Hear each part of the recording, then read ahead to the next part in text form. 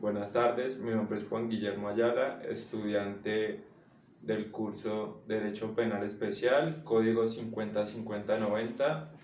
En la tarde de hoy hablaremos acerca de las sentencias SP 921 del 2020, la sentencia SP 1793 del año 2021 y finalmente terminamos con la sentencia SP 107 del año 2018. La sentencia SP 921 del 2020, en la cual la Sala de Casación Penal de la Corte Suprema de Justicia, mediante sentencia SP 921 del 2020, absolvió a un joven procesado por el delito de acceso carnal abusivo con menor de 14 años al encontrar configurado un error de provisión invencible, toda vez que aquel tenía la idea de las relaciones sexuales sostenidas con su novia no eran punibles al ser producto del amor de la pareja y no de engaño, abuso o violencia. El joven de 18 años sostuvo un noviazgo con una joven de 13 años y 7 meses. En ocasión al noviazgo sostuvieron relaciones sexuales repetidas veces. La Fiscalía formuló imputación por el delito de acceso carnal abusivo con menor de 14 años, artículo 28 del Código Penal, frente a la cual el joven manifestó que no se allanaba. El juez quinto penal del circuito absolvió al acusado al existir duda de la responsabilidad criminal, por lo que la Fiscalía impugnó la sentencia. Le correspondió al Tribunal Superior de Manizales decidir la apelación,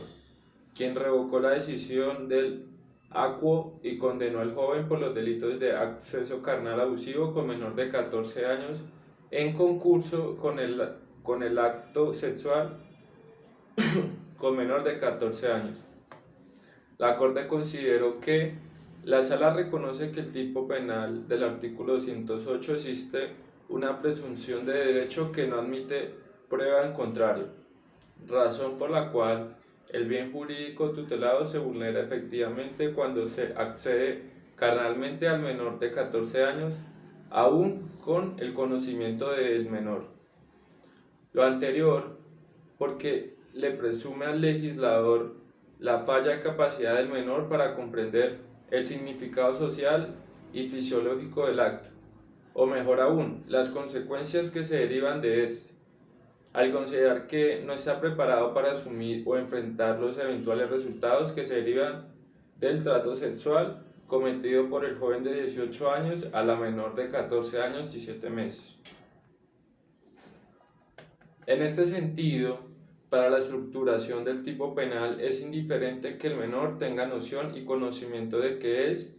y en qué consiste la sexualidad, por lo cual no es válido. La inmadurez que niega validez a su consentimiento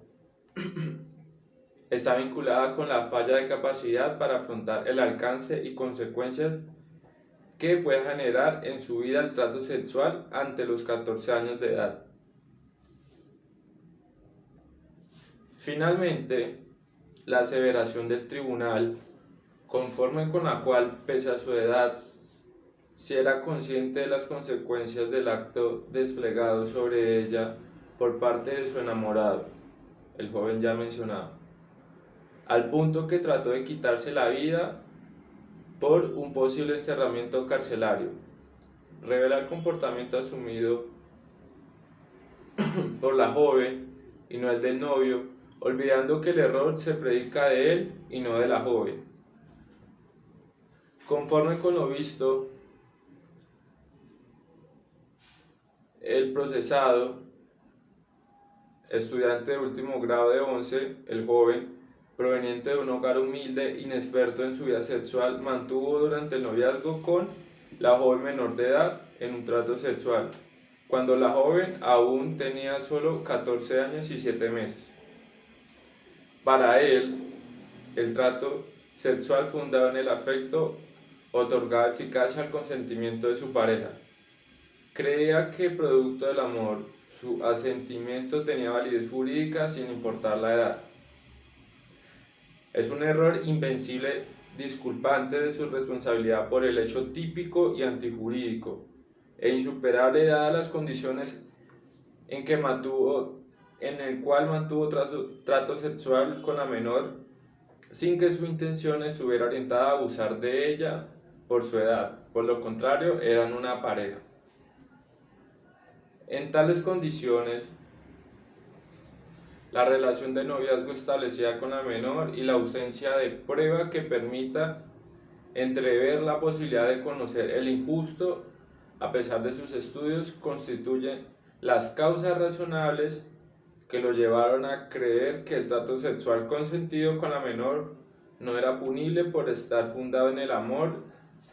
y no en la violencia, el engaño y el abuso. Por lo cual, a pesar de que estos tenían y llevaban una relación, no fue válido debido a que esta menor no cumplía.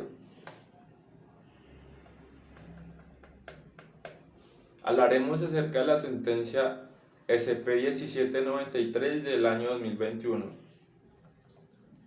La Sala de Casación Penal de la Corte Suprema de Justicia precisa lo anterior al afirmar que la vinculación de los funcionarios judiciales a una perspectiva de género les impone la adopción de un razonamiento probatorio libre de sesgos cognitivos o de prejuicios de género.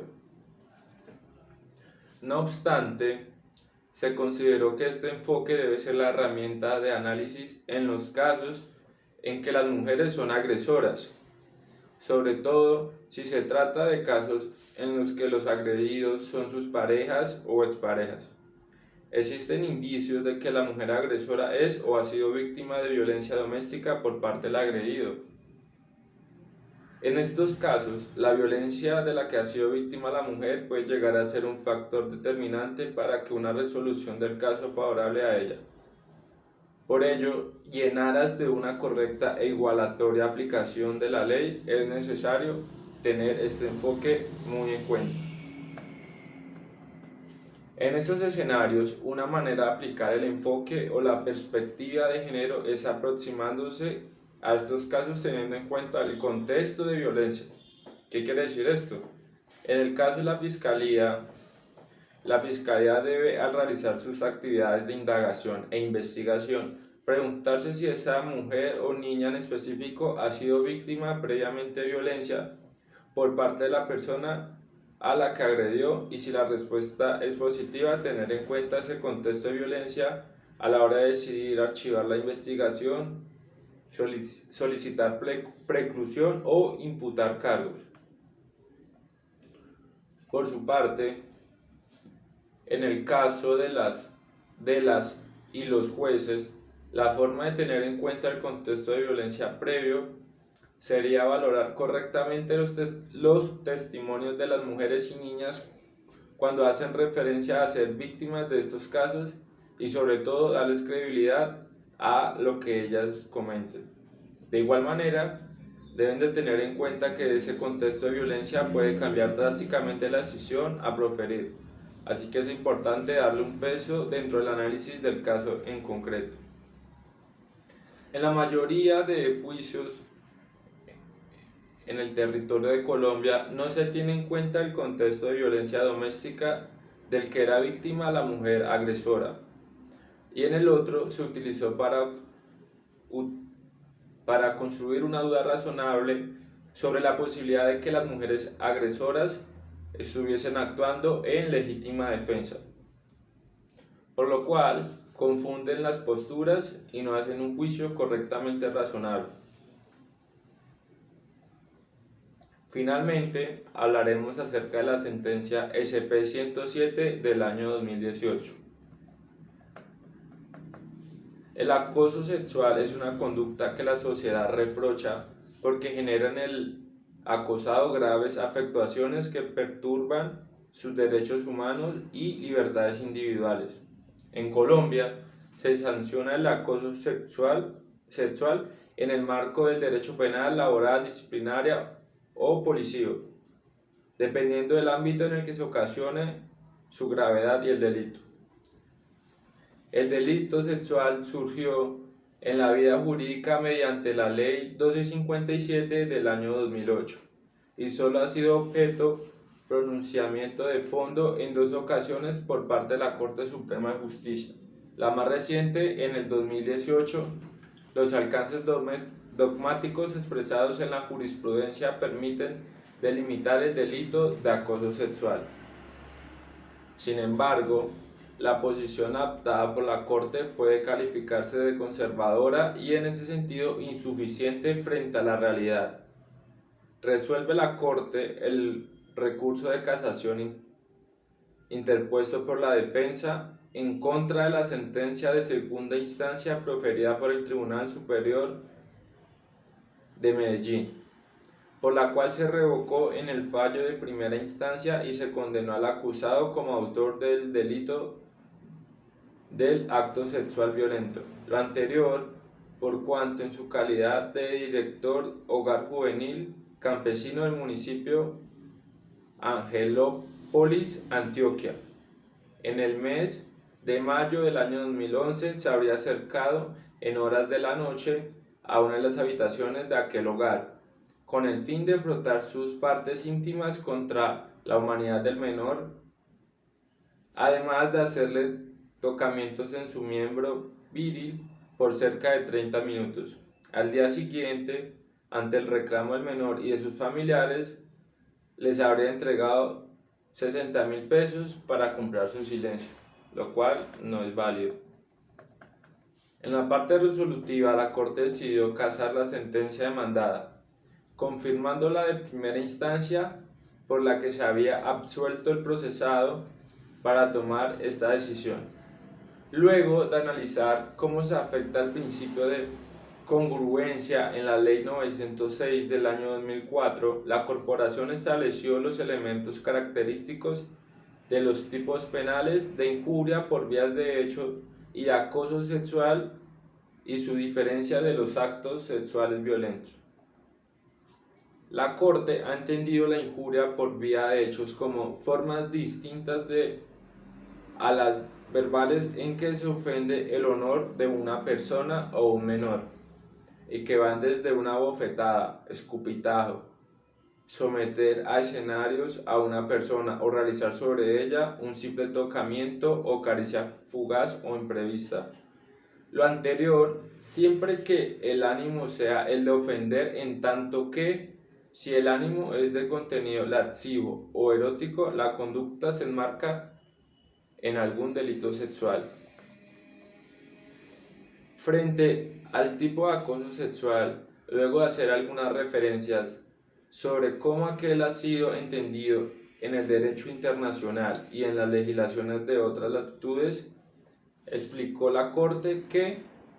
si bien no se posee una definición unívoca de acoso sexual, sí es posible determinar un lugar común referido a que se trata de actitudes o comportamientos que por sí mismos causan mortificación o crean un clima hostil en el ámbito de trabajo, casa o cualquier sitio en especial. Respecto de estos gestos o palabras que en muchas ocasiones representan una pretensión, pero no la consumación de la misma. Muchas gracias.